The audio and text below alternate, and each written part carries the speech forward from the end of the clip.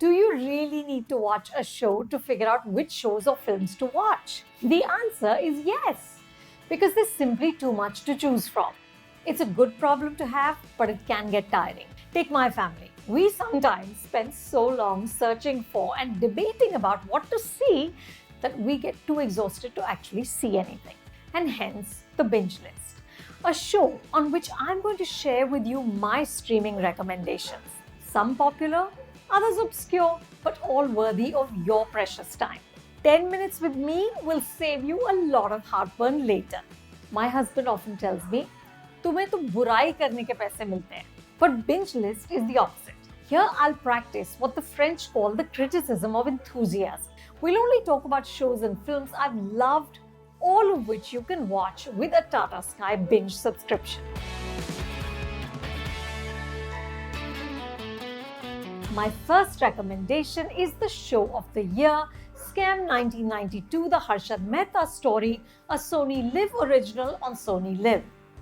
Harshad, who was also known as the Big Bull because of his aggressive buying maneuvers on the stock market, was an Indian Icarus. You know the Greek myth about the boy who flew too close to the sun. His wings, which were made out of wax, melted and he fell into the sea. In the 80s and early 90s, Harshad was the king of the stock market, but a combination of hubris and avarice led to his downfall. The series is based on a book by journalists Sucheta Dalal and Debashish Basu, who broke the story of the rot in the Indian banking system and how Harshad took advantage of it. From this material, director Hansal Mehta has created a series that is inspiring. After all, Harshad was an ordinary middle-class man who rose to a penthouse with a pool. He used to be called the Bachchan of the stock market. But it also works as a cautionary tale. Greed, despite what the ruthless Gordon Gekko told us in Wall Street, isn't good. The end, inevitably, for both Gordon and Harshad was a jail cell. The series doesn't gloss over what Harshad did, but it also indicts the system, which is this Kafkaesque network of corruption. Everyone, from the heads of foreign banks to cops to politicians, is complicit. It's an old boys club where each one is scratching the other's back. The consequences of Harshad's action are dire. A close friend of his kills himself because he loses all the money he invested in stocks on Harshad's advice.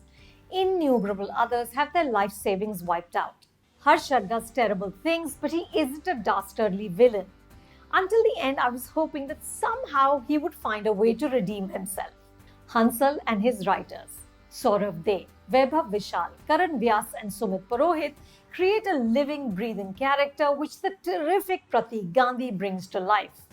Harshad is ambitious and courageous. He is willing to take risks, or as he so memorably puts it, risk hai to ishq hai. These qualities help him to rise up fast, but they also become a liability because he becomes a compulsive gambler who throws caution to the wind even when the stakes are impossibly high. Pratik locates the determination in this man, but also the charm and the swagger. Harshad takes great pride in owning a Lexus car. It becomes a symbol of wealth and power. People gather around just to look at it. The series rests on Pratik's ability to portray this man with all his flaws without losing his connect with the audience, and he delivers brilliantly.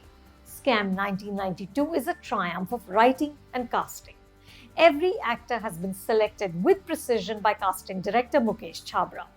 Look at Hemant Kher as Harshad's brother Ashwin Mehta, who tries to keep Harshad in check but fails. It's a wonderfully sympathetic performance. Or Shreya Dhanwantri as Sucheta, the lone woman in a male environment determined to take on the corrupt system. Shreya captures Sucheta's moral resolve, her courage and her vulnerability. There's also Chirag Vora as Harshad's associate Bhushan Bhatt. In the last episode, Bhushan finally explodes and it's something to watch. And Jay Upadhyay as the oily Pranav Sheth, another broker who stays by Harshad's side through thick and thin. Pranav Bhai likes to end his sentences with darling, and he tells it like it is. In the second episode, he advises Harshad not to invite any well-heeled clients to his shabby office. Pranav says, "Kya hai na? Teri garibi dekh ke unko unki amiri sataegi." The dialogues by Vaibhav Vishal and Karan Vyas are a highlight of the series. Vaibhav and Karan throw in enough Gujarati to make the conversations authentic. They also rely on a Hindi movie staple, dialogue-bazi. Harshad drops quotable quotes like "Success hai kya? Failure ke baad ka chapter." But this doesn't come off as artificial. It seems like something a man with such a hunger to succeed would say. Production designers Payal Ghosh and Tarpan Srivastav skillfully recreate the world of the 80s and early 90s. Fiat cars, typewriters, and cordless phones the size of small books will make you smile, and threading it together is the terrific music by Achin. There are stretches where the stock market jargon gets too technical, but Hansal and co-director Jay Mehta never lose sight of the human story, which is what makes Scam 92 so gripping. Don't miss it. This month, there were several big Diwali movie releases on streaming platforms. My favorite was the Amazon original movie Soorarai Pottru on Amazon Prime Video. Soorarai Pottru is Tamil for Praise the Brave. The film is largely based on the life of Air Deccan founder G.R. Gopinath and his book Simply Fly, A Deccan Odyssey. Soorarai Pottru is about a common man with an uncommon passion. Nedumaran is a former Air Force pilot who wants to create an affordable airline. He dreams of connecting tiny towns to big cities to foster development and opportunities. The odds against him are gargantuan. Crores of capital are required, the paperwork and bureaucracy is backbreaking, and the biggest impediment is a rival airline owner who stymies Nedumaran at each step. Paresh Goswami, owner of Jazz Airlines, played by Paresh Rawal, is the weakest element of the film because the character is such a one-note villain. Director Sudha Kongra doesn't do much with the standard biopic formula. The screenplay, written by Sudha and Shalini Usha Devi, with additional screenplay by Alif Surti and Ganesha, is essentially a string of highlights and challenges, from a lack of funds to equipment failure and software glitches. Nedumaran hits many lows, but finds the strength to keep going.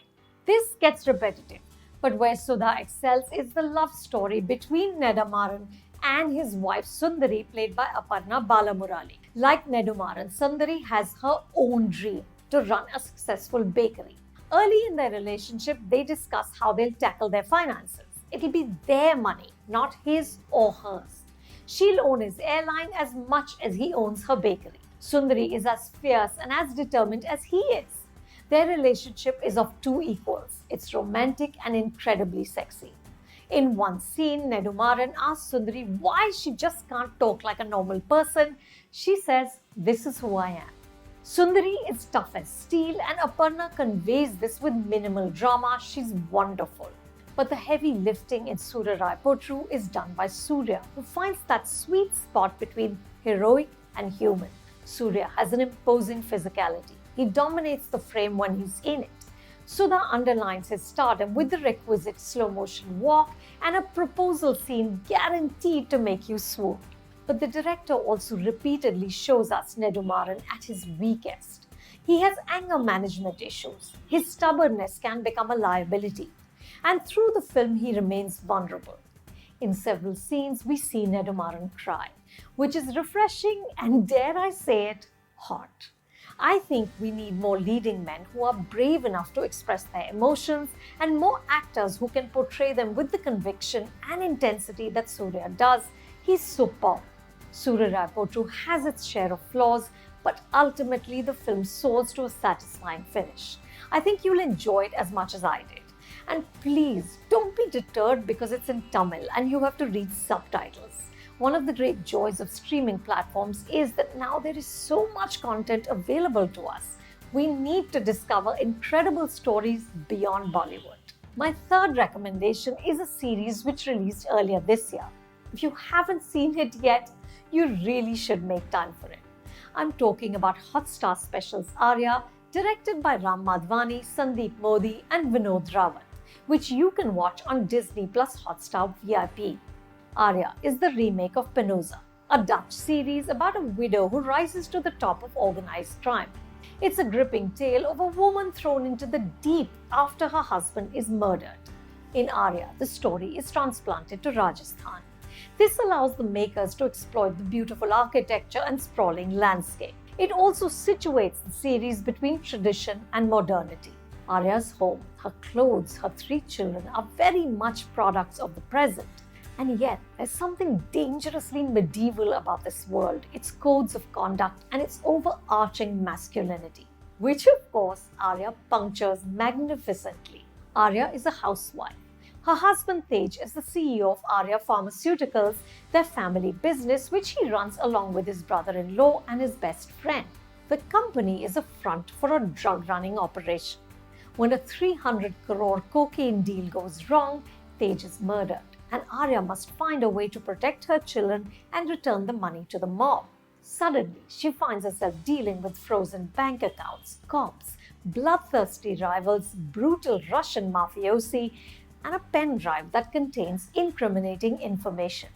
But Aarya is also a mother, so she has to handle her rebellious teenage daughter, her son who's in the throes of his first love affair, and her youngest, her 8-year-old son who saw his father murdered and is having trouble sleeping. The writers, Anu Singh Chaudhary and Sandeep Srivastav, skillfully thread these dualities. In one episode, Aarya has to leave her sick son to deal with a crisis at a company. A situation that all working mothers have been through, except this one is figuring out how to transport drugs across the border without being caught. It's emotional, but also thrilling. Sushmita Sen, who returns to acting after years, fully inhabits Aarya's steely spine and her soft spots. Honestly, I had forgotten what this actor could do. The years haven't dimmed her shine. She's outstanding in this role.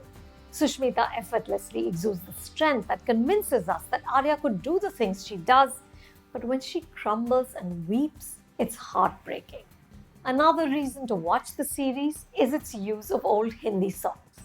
Taish is a lover of the classics. His favorite is Bade Achhe Lagte Hain from the 1976 film Balika Badhu.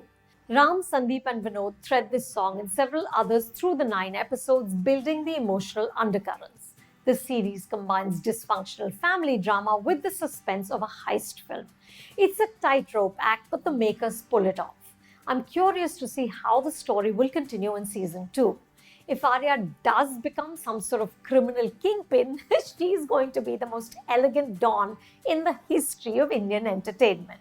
On every episode, I'm also going to share with you a discovery title. Basically, a film or show that I think deserve more recognition. This week, it's Abhishek Chaube's Sonchiriya, which is available on ZEE5. I know that this was a well-publicized movie with a star cast that includes the late Sushant Singh Rajput, Manoj Bajpayee, Bhumi Pednekar and Ashutosh Rana, but hardly anyone saw it in the theatres. So I'd like to draw your attention to it again. Sonchiriya, set in 1975, is a masterfully staged fusion of caste, violence and jungle lore. The film has been directed by Abhishek Chaube. He's also written it along with Sudeep Sharma, who was the showrunner on one of this year's finest series, Patal Lok. Sonchiriya is about a ragtag team of Dakus in the Chambal who try to create their own destiny. These are rebels with a cause and a conscience, which is the Sonchiriya in the title. I'm not gonna lie, the film is a tough sit. There's violence and brutality. You might also struggle with the language, Bundelkhandi. Please see the film with subtitles. But this is offset by the stellar acting, direction and cinematography. This is a haunting film about crime and punishment. I really think you should give it a chance. In case you're interested in other new content, there's Bijoy Nambiar's Taish on ZEE5, which is both a film and a series, and Amazon original movie Chhalaang, directed by Mehta, on Amazon Prime Video.